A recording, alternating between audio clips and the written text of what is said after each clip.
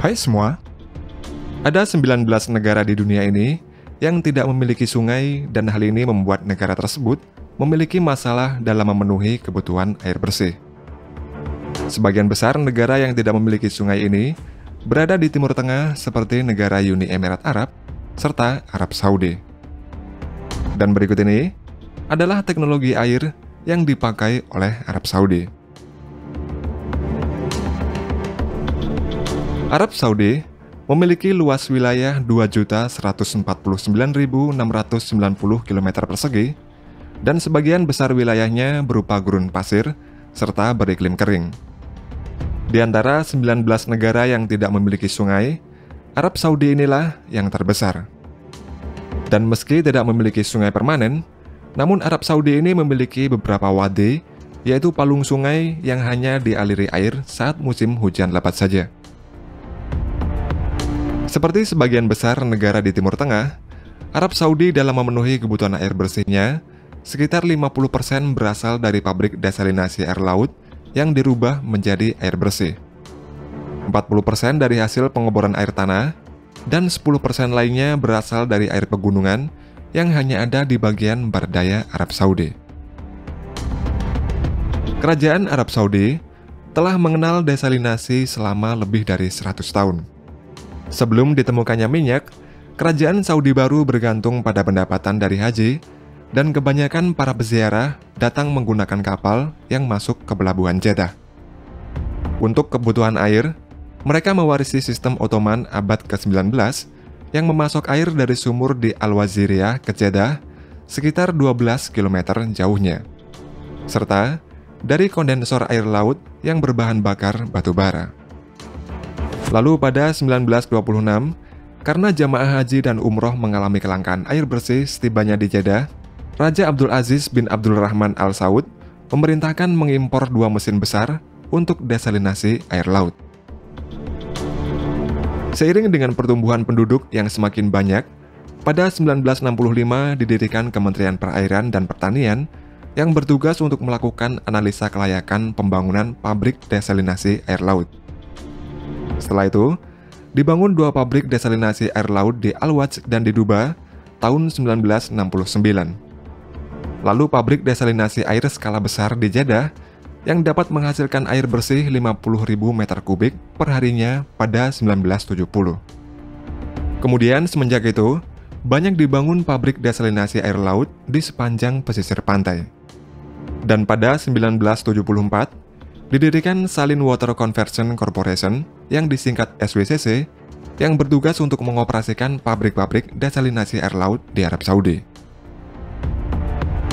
SWCC mampu menyediakan air bersih untuk Arab Saudi sebanyak 3,5 juta meter kubik dan 3.500 megawatt listrik per hari dari 30 pabrik desalinasi air yang sudah dibangun, serta membangun jaringan pipa air dari desalinasi sepanjang 4.000 km untuk mengirim air ke kota-kota yang berbeda-beda.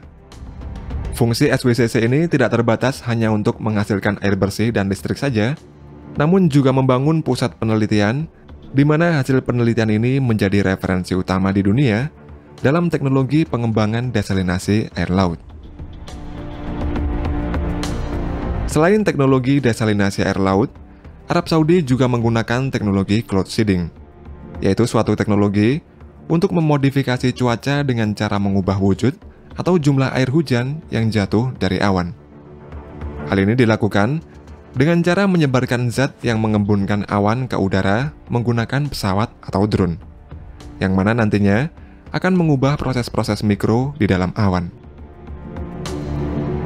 Dengan cloud seeding ini, akan dapat meningkatkan hingga 25% lebih banyak curah air hujan yang turun. Dan cloud seeding ini, biayanya lebih murah dibandingkan dengan teknologi desalinasi air laut. Selain Arab Saudi, Uni Emirat Arab, Iran, dan Maroko juga menggunakan program cloud seeding ini. Namun cloud seeding ini hanya efektif jika kondisi di area tersebut memiliki banyak awan. Sedangkan dalam hal pertanian, pada tahun 1970 dan 1980-an, pemerintah Arab Saudi berencana ingin menjadi negara yang bisa swasembada pangan sendiri, yaitu dengan cara memodernisasi sektor pertaniannya.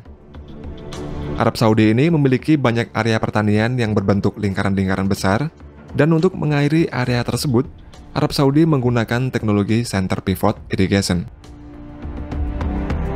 Center Pivot Irrigation merupakan salah satu irigasi mekanis menggunakan alat penyiram yang digerakkan roda dan berputar di sekitar titik pusat.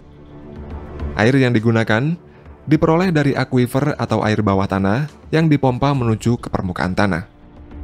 Namun karena air tersebut tidak dapat diperbaharui karena jarangnya hujan yang turun, sehingga membuat salah satu aquifer di Arab, debit airnya turun hingga 150 meter hanya dalam jangka waktu 25 tahun saja.